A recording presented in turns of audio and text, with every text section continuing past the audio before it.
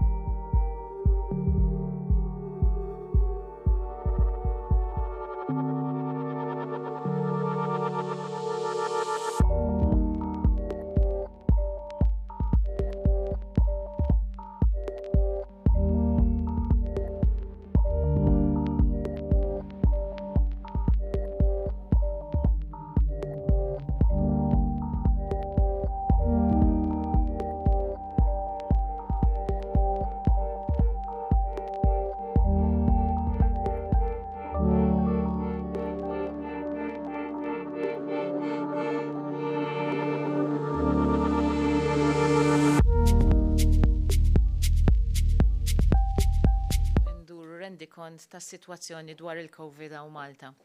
Il-bieraħ għamilna 749 tests fuq in-nies li kellhom is-sintomi u minn dawn ħarġu 7 li huma pożittivi. Minn dawn is-7 għandna 4 li kienu imsifrin barra u għandna 3 każijiet ta' trasmissjoni lokali. Bekk issa n-numru huwa ta' 202 il-każ li huwa pożittiv.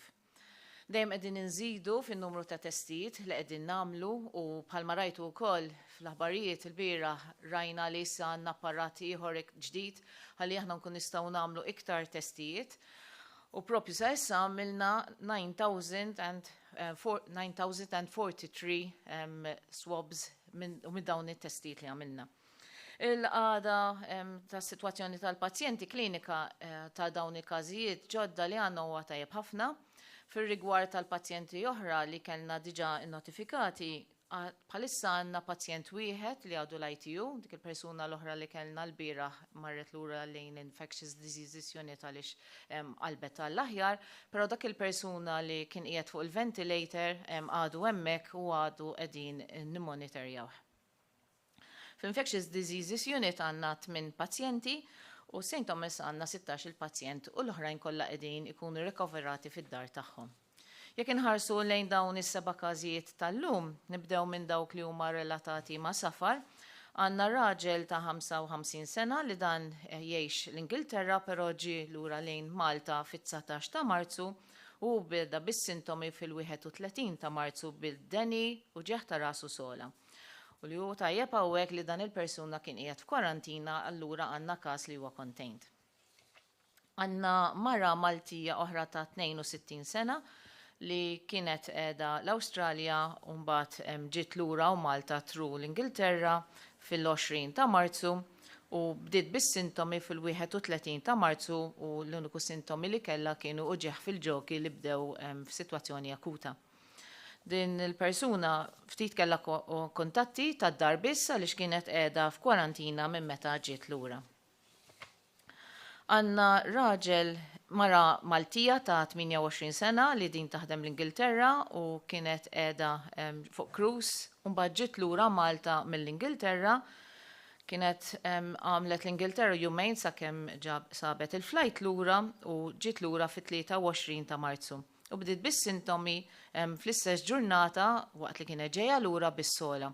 Allura hekk aħna għandna sitwazzjoni li qegħdin nagħmlu contact tracing fuq il-flight li kellna mill-Ingilterra fit-23 ta' Marzu. Għandna raġel ta' 55 sena li dan huwa relatat ma' cluster ieħor ta' 2 persuni oħra li kienu diġà notifikati qabel għaliex dawn ġew mill-Ingilterra fl-14 ta' Marzu. U dan il-persuna il-ġdid beda bis-sintomi fit-23 ta' Marzu bis-sola u griżmejħ ġewħ. U li għandna tajjeb ukoll li dan kien qiegħed f'karantina allura hawnhekk għandna biss cluster ta' 3 persuni. Il-każijiet l-oħra huma ta' trasmissjoni lokali fejn għandna mara Maltija ta' 23 sena. Din il-mara Maltija hija kollega fuq l-istess shift ta' dak il-persuna l-oħra li konna informajnikom qabel li jaħdem fil-Lidl ta' Ħalsafi. Ġifieri hekk għandna 2 persuni li kienu fuq l-istess shift f'dan l-istabbiliment u dawn il-persuni kienu qed jaħdmu fl-imkien. Is-sintomi ta' din il-persuna ġdida bdew fit-30 ta' Marzu, fil-ewwel ta' April u hi kienet ħadmet l-aħħar fit-30 ta' Marzu. Allura hekk aħna għandna sitwazzjoni fejn diġà konna ħadna l-miżuri kollha meħtieġa f'dan l-istabbiliment fejn konna żammejna f'kwarantina dawk in-nies li kienu jaħdmu fuq l-istess shift fosthom kienet din il-persuna u anka li l-istabbiliment ħa id-disinfection measures kollha li hemm bżonn u anka aħna bħalma minn appell għal pubbliku li kien mar waqt li daw l-persuni kellu is-sintomi hemmhekk dawk in-nies għamilna risk assessment tagħhom għaliex nafu li l-kuntatt mal-klijenti jkun ftit qasir ħafna. Allura hemmhekk aħna qegħdin naraw li l-post ukoll seta' jiftaħ bla ebda riskju addizzjonali għal pubbliku. Nerġa' nirrepeti li dil persuna kienet fuq l-istess shift tal-ewwel persuna li kellna, allura m'hemmx riskju addizzjonali mill-miżuri li diġà ħadna. Għandna każ ta' persuna Niġerjan ta' 33 sena li dan kien ġie Malta f'Ottubru, dan qiegħed fil-Open Center ta' Ħalfar u li hemm hija li dal-persuna ma kienx qiegħed joħroġ barra, ma kienx qiegħed imur għax-xogħol għaliex iktar kmieni u kellu inċident, allura hemmhekk ma kellniex daqshekk espożizzjoni barra minn dan iċ-ċentru. U l-persuna issa rajna u għamilna risk assessment ta' situazzjoni ta' fejn kien qiegħed fil-Open Center ta' Ħalfar u rajna li kien hemm 6 persuni li kienu qegħdin ma' dan il-persuna li jorqdu fl-istess area u dawn ġew kwarantinati u allura qegħdin nagħmlu risk assessment fuq il-kumplament li ma jidhirx li kellu kuntatt mal-kumplament tan-nies u anke qegħdin nitkellmu wkoll mal-istaff li jaħdmu f'dan il-post. Għanna marra Taljana li tgħixha Malta ta' 36 sena li din għamilnila routine testing għaliex kienet ħatidħol biex isirla ċesarja biex twellet it-tarbija u fuq dan ir-routine testing ħareġ li kienet pożittiva. Din hija waħda mill-screening measures li qegħdin nagħmlu aħna għan-nies li qegħdin ikollhom bżonn jidħlu l-isptar biex aħna kemm jista' jkun hemm xi każ inkun nistgħu nikkontrollaw is-sitwazzjoni bħalma proprju ġara f'dan il-każ. Din il-persuna ma kienx qiegħda tattendi għax-xogħol, allura ma kienx hemm riskju addizzjonali għal iktar nies ħlief li għamilna l-contact tracing tal-familja. Dawk huma l-każijiet li kellna llum bħalma qegħdin taraw għad għandna xi ftit każijiet li huma relatati ma' safar imma wkoll każijiet ta' trasmissjoni lokali. Grazzi, mmorru għal mistoqsijiet mill-ġurnalisti tajjeb infakru wkoll it-telespettaturi li aħna issa dawn qegħdin nagħmluhom permezz ta' sistema elettronika lura hekk miegħi fil-kamra m'għandix il-ġurnalisti ma qegħdin magħna hekk ukoll fuq l-iskrin mill-post tax-xogħol tagħhom. Nagħliem minn TVAM. Profs, xtaqt nistaqsik, fid-daw ta' rapporti fosthom miċ-Ċina u l-Iżlanda li l-virus jista' jinxteret mingħajr ma' persuna tkun qed turi sintomi. Taħseb li għandna mmorru għal screening fil-komunità, testing fil-komunità? Iva, palma qegħdin aħna qegħdin inkomplu nżidu l-faċilità tagħna biex nkun nistgħu nagħmlu iktar testing. Bħalissa qegħdin għaddejjin bil-testing ta' dawk in-nies li jkollhom is-sintomi anke sintomi ħfief. Niftakru minn fejn tlaqna ftit ġimgħat ilu fejn konna bdejna nagħmlu t-testing għal dawk in-nies li kienu ġejjin minn barra. Però mbagħad dejjem iżjed bdejna niftħu. U issa wasalna li kwalinkwa persuna li jkollu anke sintomi li huma vera ħfief dawk qegħdin nagħmlu testing. Iżjed ma jgħaddi żmien aħna wkoll diġà qegħdin naraw nistgħux nagħmlu studji biex naraw jekk ikunx hemm bżonn ukoll nagħmlu ċertu testing kemm bil-swabbing imma anke issa li għandna l-faċilità wkoll ta' testing permezz ta' serology fejn inti tista' taqbad dawk l-antibodies tan-nies ħalli tara jekk huma kienux diġà infettati qabel u anke jekk ikunx hemm min għandu l-infezzjoni propju issa. Claire, Times of Malta. Good afternoon, Professor Gauci. So I have 2 questions. First of all, most countries we're seeing them making the use of masks mandatory. Is this something we're considering? And my second question is, do you have an estimate of how many undetected cases we have? So maybe people didn't have the symptoms or they're just false negatives. What's the situation there? Nibdew mill-ħar waħda x'torbot ukoll mal-mistoqsija ta' qabel. Biex inti tkun taf kemm kien hemm nies li forsi ma kellhomx sintomi jew inkella kellhom sintomi li huma vera ħfief u aħna ma qbadnihomx f'dawn in-numri li nafu kemm il-darba konna qegħdin ngħidu li probably hemm iktar nies li għandhom hemm dan il-virus, dak tista' tkun taf permezz inti li tagħmel is-serology testing, jiġifieri taqbad dawk l-antibodies li ġeneralment jitilgħu bejn 6 u 8 ġimgħat wara li persuna jkollu l-infezzjoni. Bekk aħna meta nagħmlu dan it-testijiet imbagħad nkun nistgħu nkun nafu bet ieħor kemm kien hemm vera fil-popolazzjoni tagħna li kienu diġà affettwati. Li huwa tajjeb f'dan il-każ huwa la darba persuna jkollu dawk l-antibodies l-IgM li jitilgħu wara 6 u 8 ġimgħat, hemmhekk aħna nkun nistgħu ikollna idea ta' kemm hemm nies li diġà bdew jibnu l-immunità fil-popolazzjoni tagħna. Fuq rigward il-maskli, iva, hemm ħafna diskussjonijiet għaddejjin, aħna bħalissa qegħdin nimxu mar-regoli ta' WHO li tgħidlek li l-maskli jintużaw hemm f'dawk in-nies li għandhom is-sintomi jew inkella f'dawk in-nies li huma healthcare workers li qegħdin jieħdu ħsieb propju il-pazjenti fiswali tagħna. U allura hemmhekk però aħna qegħdin inkomplu nsegwu x'qiegħda tgħidilna l-Aqda Dinjija tas-Saħħa u anke kemm qed tkun l-effectiveness ta' ċertu miżuri li qed jieħdu ċertu pajjiżi oħrajn fejn qegħdin jagħmlu rakkomandazzjonijiet ta' l-użu tal-maskli barra l-healthcare system. Julia, Malta Independent. Good afternoon. Adrian Hagen, Malta Independent. We see many individuals now are doing teleworking from home, so as much as possible not to go out and travel to work. We are still seeing a number of employees who still have to go to the office to work, and unfortunately, sometimes these offices are small, and they would have more than 3 people. What is the authority doing in regards to these employees to safeguard their health, since they are working in a very small area and there would be more than 3 people? Iva, dan huwa punt importanti ħafna, aħna għandna kuntatt dirett ħafna anke ma' l-employers, fejn aħna qegħdin nagħmlu rakkomandazzjonijiet kif inti tista' tnaqqas ir-riskju li persuna jkun jista' jgħaddiha lil ħadd ieħor. L-ewwel nett hija bl-screening ta' fuq il-post tax-xogħol li inti għandek fejn ħajkunu jibdew deħlin in-nies għal post tax-xogħol ta' kuljum minnhom li qegħdin jagħmlu temperature monitoring, imma iktar importanti hija screening jekk m'għandekx xi sintomi. Dawk in-nies li jkollhom is-sintomi m'għandhomx jiddaħħlu fil-post tax-xogħol. Barra minn hekk ukoll inti hemm miżuri li tista' tagħmel bħala physical distancing fuq il-post tax-xogħol stess. Fejn dan ma jistax isir, pereżempju, jekk inti għandek pereżempju workplaces bħal factories, etc., dawn hemmhekk jistgħu jsiru miżuri ta' physical barriers bejn persuna u oħra biex inti tnaqqas ir-riskju li persuna forsi għadu ma bidix bis-sintomi, però beda diġà għandu il-virus, hemmhekk ma jkunx jista' jgħaddiha lil ħadd ieħor. Christoph, Newsbook. Għanġu Kristof, Newsbook, żewġ mistoqsijiet jekk jogħġbok Professor Gawci.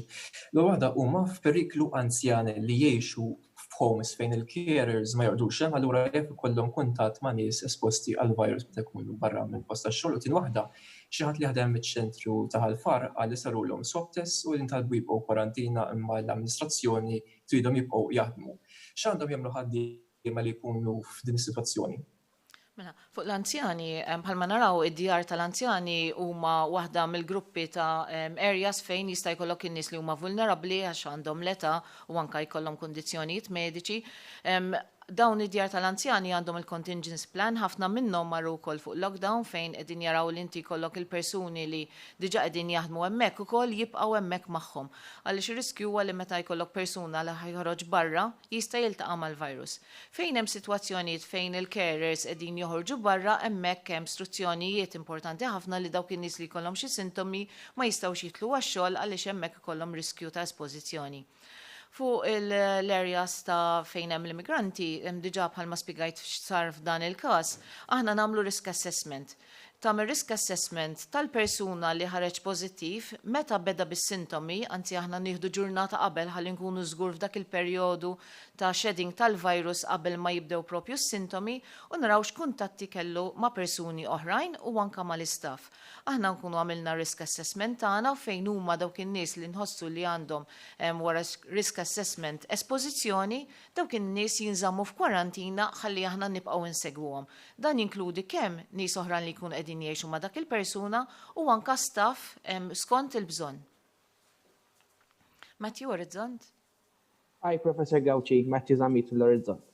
Dan il-ġurnal qiegħed f'kuntatt ma' numru ta' ħaddiema fih dan supermarkets, ħwienet tal-merċja u negozji simili li jinsabu kwetati minħabba l-fatt li qegħdin ikollhom jaħdmu ammont kbir ta' sigħat postijiet tax-xogħol li minkejja prekawzjonijiet it-teddida ta' trasmissjoni dejjem tkun hemmhekk. Bħala d-Direttorat tas-Saħħa Pubblika qegħdin tikkonsidraw xi miżuri oħra f'dan ir-rigward fost oħrajn li jkun hemm restrizzjoni fuq l-ammont ta' ħin li impjegat ikun fuq il-post ta' xogħol, jew inkella anke li n-negozji jkollhom il-ħin ta' ftuħ tagħhom restrit iktar minn normal? Mela, aħna qegħdin f'kuntatt dirett u hawnhekk nixtieq nirringrazzja wkoll il-Chamber of Commerce li qegħdin jgħinu ħafna f'dan l-aspett fejn qegħdin naraw kif nistgħu ngħinu lil dawn is-setturi. Rridu niftakru li dawn is-supermarkets huma essenzjali għal servizz ta' ikel għal pubbliku għaliex għandna nies li qegħdin f'kwarantina, allura rridu nieħdu l-miżuri kollha meħtieġa biex nkun nistgħu nwaslulhom dawk il-prodotti li hemm bżonn. Aħna bħala gvern diġà qegħdin noffru wkoll servizz għal min qiegħed f'kwarantina u anke nies li huma vulnerabbli. Hemm ukoll il-Kunsilli Lokali qegħdin jaħdmu ħafna imma wkoll il-Chamber of Commerce through kuntatti diretti li anke jiena qiegħda kuntatt dirett magħhom ukoll biex naraw kif nistgħu supermarkets l-ewwel waħda hija li jistabbilixxu mezzi kif nistgħu nwasslu iktar l-ikel qrib il-pubbliku mingħajr ma jkollhom bżonn għalfejn imorru fis-supermarkets. Anke imma kif jista' jsir iktar il-physical distancing biex ikun hemm inqas nies fis-supermarket at any one point in time biex in-nies ma jiġux esposti għal xulxin. U dawn il-miżuri qegħdin jittieħdu regolarment b'mezzi li inti tara kif persuna billi jgħaddi minn fejn persuna oħra l-ħin li huwa qasir, hemmhekk ma jkunx hemm espożizzjoni, imma naqsu l-ammont ta' nies li jkun hemm f'supermarkets għaliex hemmhekk inti tibda żżid ir-riskju. Barra minn hekk ukoll qegħdin naħdmu x'jista' jiġri bħalma ġara f'sitwazzjoni li kellna diġà ta' stabbiliment li jekk inti jinsorta jkollok wieħed mill-ħaddiema li jkun qiegħed fuq il-post tax-xogħol u jkollu xi sintomi x'mezzi għandhom jieħdu ma' supermarkets biex jeliminaw ir-riskju ta' trasmissjoni kemm bejn il-ħaddiema imma wkoll riskju għall-klijenti. Kurt, Malta Today.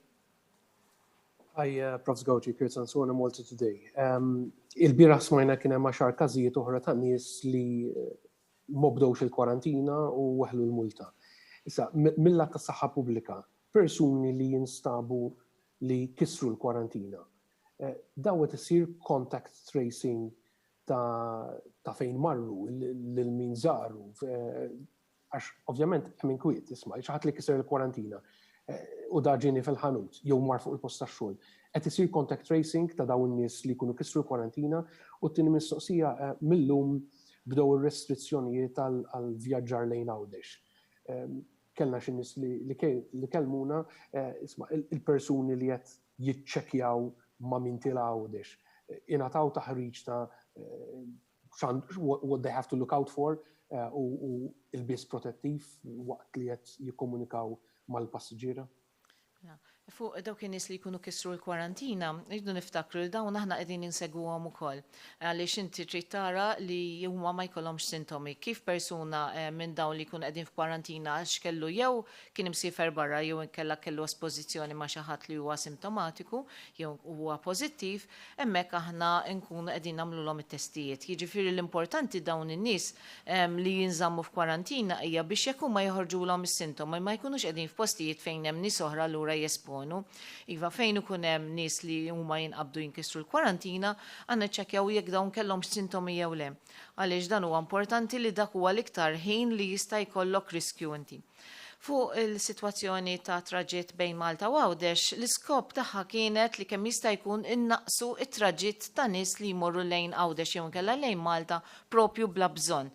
Allura, n-nies li qegħdin jiċċekkjaw id-documentation tal-persuni, rridu niftakru li dawn mhumiex nies li għandhom is-sintomi, allura ir-riskju għal dawn il-persuni li qegħdin jiċċekkjaw mhuwiex addizzjonali.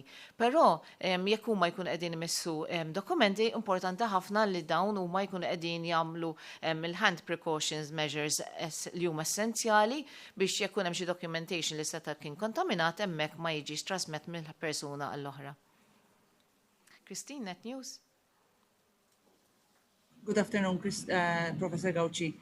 Għanna rapporti li hemm xi 3 pazjenti pożittivi f'Boffa, ma nafx jekk tistax tikkonfermalna dan.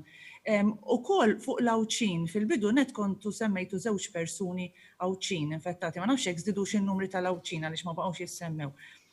U dwar il-każ ta' Niġerjan illi ġie infettat li għad fl-Open Center, dan ovvjament kif għattu intom mhux qed joħroġ, jiġifieri b'xi mod il-virus tawlu xi ħadd li kien qiegħed barra.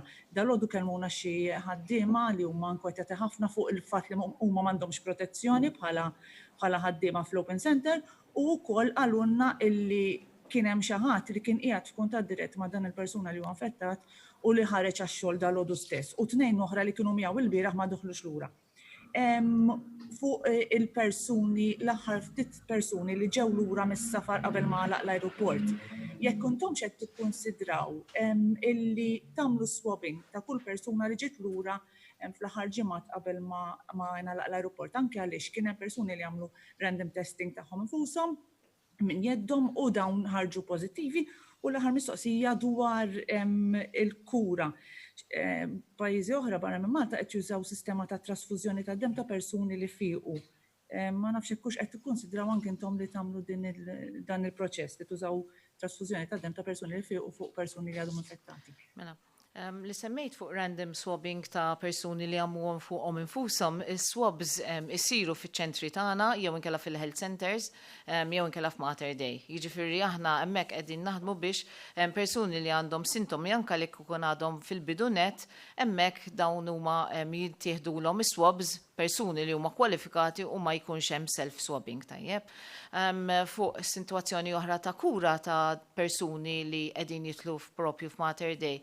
Aħna hemmhekk qegħdin naraw il-clinical trials li huma għaddejjin u propju wkoll aħna għandna nies li diġà bdejnihom fuq il-combination therapy u qegħdin insegwu din is-sitwazzjoni. Bħalissa il-pazjenti kollha li għandna qegħdin inżommuhom jew l-ITU jew inkella fl-Infectious Disease Unit jew inkella St. Thomas Hospital inkella d-dar. Dawk huma l-postijiet fejn għandna l-każijiet. Tim minn Love in Malta? Ħaj, qed tismani? Iva. Tim. Ħaj, Professor Gawci, żewġ mistoqsijiet. L-ewwel nett hawn skola f'Ħażabbar li qed bħalissa jintuża biex jagħmlu il-face mask, il-face shields. Daw il-face shields huma effettivi u jekk iva l-awtoritajiet tas-saħħa bisibhom jużhom u t-tieni mistoqsija issa ilna eżatt 4 ġimgħat mill-ewwel każ ta' coronavirus f'pajjiżna. U s'issa hawn 3 pajjiżi biss li huma l-Vjetnam, il-Kuwait u l-Reunion li kellhom iktar każijiet ta' COVID-19 minn Malta mingħajr mewt wieħed. Taħseb li di hija riflessjoni ta' li l-modell tagħna qed jaħdem u qed jaħdem sew. Mela, fuq il-facials forsi nispjegaw eżatti naqra x'inhuma lill-pubbliku. Il-facials huma dawk il-visors li jintlibsu fuq il-maskla, jiġifieri inti bħala personal protective equipment li nużaw fil-healthcare aħna għandek il-maskla u mbagħad fuqha tilbes isa shield tal-plastik li ngħidula l-visor. Aħna qegħdin naraw kull mezz li qed nistgħu nagħmlu biex aħna nkun nistgħu nipprovdu iktar personal protective equipment għal Malta u iva qegħdin naħdmu ma' nies li huma bravi ħafna u qed jirnexxielhom jagħmlu dawn it-tip ta' visors. Jiġifieri kull miżura li nistgħu nieħdu aħna kemm biex inġibu PPE minn barra imma wkoll local manufacturer qegħdin immexxu fuqha.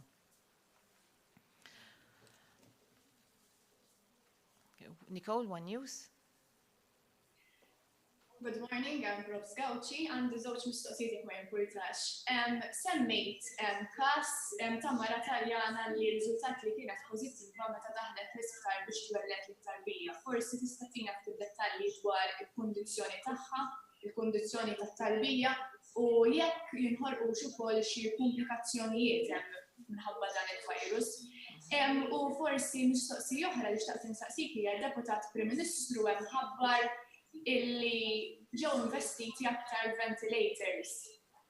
Għal xiex bżonn li l-isptar ma fejda jkompli investi f'apparati.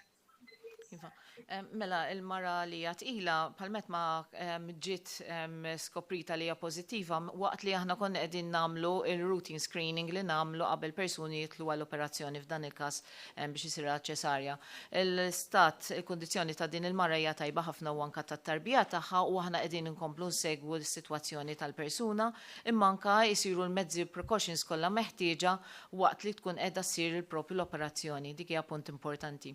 Fir-rigward Fir-rigward tal-ventilators u anka torbot ukoll ma' mistoqsija li saqsa Tim ukoll ta' qablek kienet li aħna qegħdin nippjanaw għal kwalinkwa hemm bżonn. Jiġifieri aħna nafu li bħalissa għandna numru ta' każijiet li forsi meta qegħdin naraw dawn il-każijiet tibdew tarawhom li huma ftit. Dak huwa l-iskop tagħna kemm jista' jkun il-każijiet jibqgħu jinżammu kemm jista' jkun ftit, però nafu li aħna għadna fil-bidu.